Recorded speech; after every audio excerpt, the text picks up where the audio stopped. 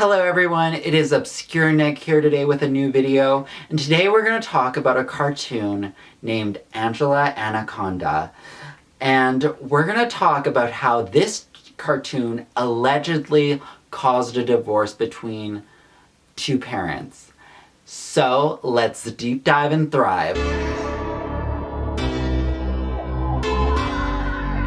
So if you don't know what Angela Anaconda is, it is a cut animation cartoon show that aired in Canada on a network called Teletoon. A network I grew up in. It was pretty much a Canadian version of Cartoon Network that had Cartoon Network stuff, but also some original stuff that I would really love to go through some of those series with you and talk about them because they're very interesting and I think they're worth a discussion. There's also some really great gems on there. And I also will be introducing in the future about this network, Teletoon, how it had kids animation but also had adult animation on it as well.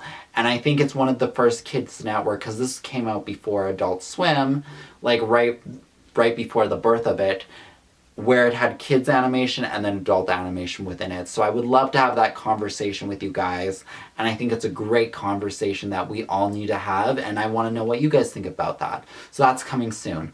But anyways, back to Angela Anaconda.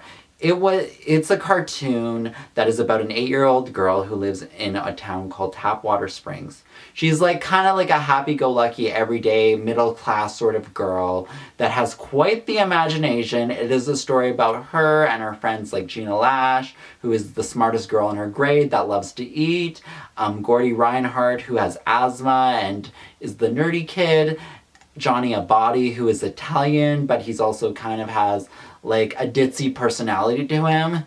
And it basically follows her and her rivalry with a blonde French girl named Nanette Manoir and her teacher, Mrs. Brinks, who she's always seeking vengeance on those two in an unrealistic fashion. The show lasted for 65 episodes, 3 seasons, which is honestly really good for a Canadian cartoon show because Canadian shows don't really have the best budget in general to begin with.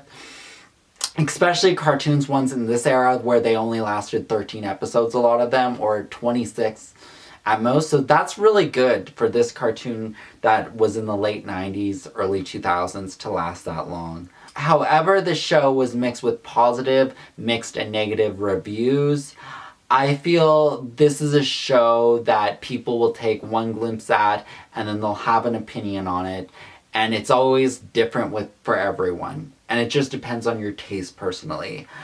I personally remember watching this as a kid. I would come home for lunch a lot and it would be on and I would just watch it because, as I discussed in my Nickelodeon May Get Shut Down video, this came out in a period of time where you had to, when you turned on the TV, it had a schedule and you just had to go through it with it, whether you liked it or not. And I personally engaged with the characters. It wasn't my favorite necessarily, but it was a decent show in my opinion. And then over the years, I kept seeing this come up on forum boards and on Twitter about how this is the ugliest cartoon ever. And we could have a discussion about the ugliest cartoon ever because there are cartoons that are way uglier than this, in my opinion. And we can have that conversation, honey. I did forget about this for a while and I kind of gave in to the assumptions of the ugliest cartoon ever by the internet. So I was afraid of it for a while. And then recently when this topic came up, I watched a few episodes and I surprisingly enjoyed this a lot more than I expected to. And the storylines were lighthearted, but the creativity was pretty interesting, and especially because it was coming from an 8-year-old. And I think it really brought in the idea of stereotypes and how in this time period, this was before we really got into the anti-bullying campaign for females and stuff. I think it really showcased that for what it was and put a spotlight on it more than anything, because that's what it was. And I think a lot of girls could relate to Angela because she was the girl that always got bullied but was a good girl, whereas the mean girl always got rewarded. And I think that that definitely is a common thing that happens in schools a lot. So I think it was relatable on that level as well. And I will say I was laughing so much the entire time, just at the fact that this animation is so out there and so weird. It was really funny, and the voice acting was so funny because they were meant to be, some of the voices were meant to sound hideous, and I think that's plays into the caricature and the beauty of the show itself.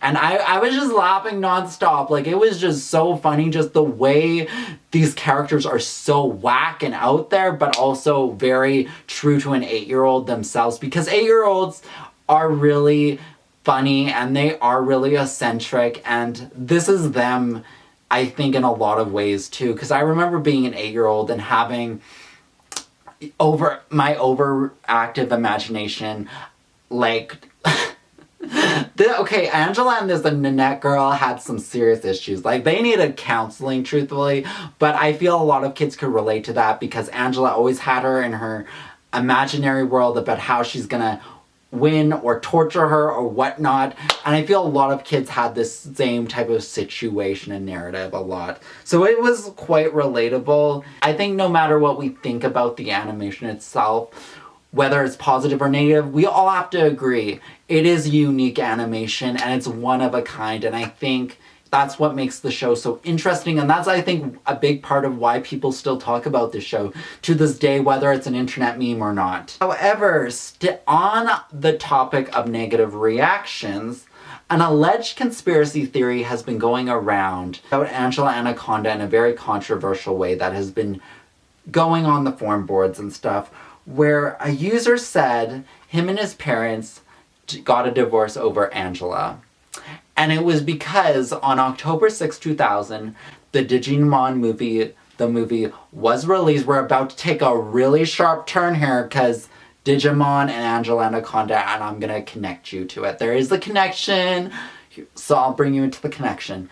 And this movie was released in theaters, and Digimon was only around a few years, I think only like a year or two when this movie came out, and it was a very hype movie, one of the most hype kid movies of the year.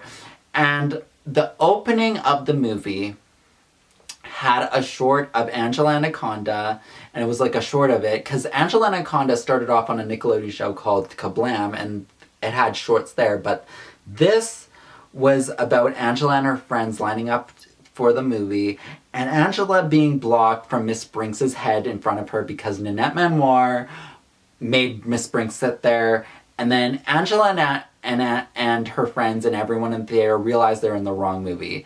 And then the Digimon movie begins there. However, this boy, when this segment came on, it caused a fight between him and his parents, who were already not good with English to begin with, and their relationship was already rocky. Them going to the Digimon movie was a way for them to bond as a family. And however, they thought they were in the wrong movie because Angela Anaconda started off the movie. And I know that's a very disconnected and weird thing, but that's like the most 2000s thing ever, because a lot of movies did disconnected stuff where they just put something in front of you and then you go right to the movie. I remember a lot of stuff like that happening in the 2000 media. When they realized that this was the wrong movie, it caused a fight with them, and this was the last straw in their relationship. So they walked out of the movie theater 5 minutes in and got mad at one another, the parents, for taking their kid to the wrong movie. The kid was crying, the dad throws away the mom's popcorn that she bought and everything, and it ended up being a screaming match.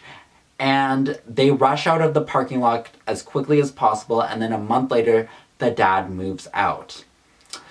So, from my perspective, I don't think necessarily the boy's parents divorced specifically. This was the movie, because they probably already had issues to begin with. And if this was the last straw, that divorce was waiting to happen. Just gonna be real with you on that, because, there's a divorce, there's many issues within a relationship in general, which the boy stated prior that they had issues already. But I will say this movie getting this thing wrong with the parents was probably the last straw for them. And, you know, just because so much happened and prior that this was just like, you know what, we're done. This outburst in public can also be kind of embarrassing too. That's how it got divorced. Also, I'm just gonna say this is an alleged story. We don't know if this is like fully factual. If the boy's out there and watching this right now and wants to come on and talk about it and wants to tell us his story and give us even more details on it, he is more than welcome to come on my channel anytime. Because a lot of people do stories like this and they're just messing around on the internet, but I wanted to just let you see what you guys think about this story. And like I said, I don't know if it's real or not, but I do see that it could be real as well, but I don't think like Angela Anaconda was the center point of the divorce, but who knows? Only the boy would know this story. You know, I never would have put Digimon and Angela Anaconda in the same sentence, but I feel the creators must have known each other, that's why it happened, so who knows? Anyways, that's been today's video. Thank you so much for watching, and I hope you all have a wonderful day. Bye!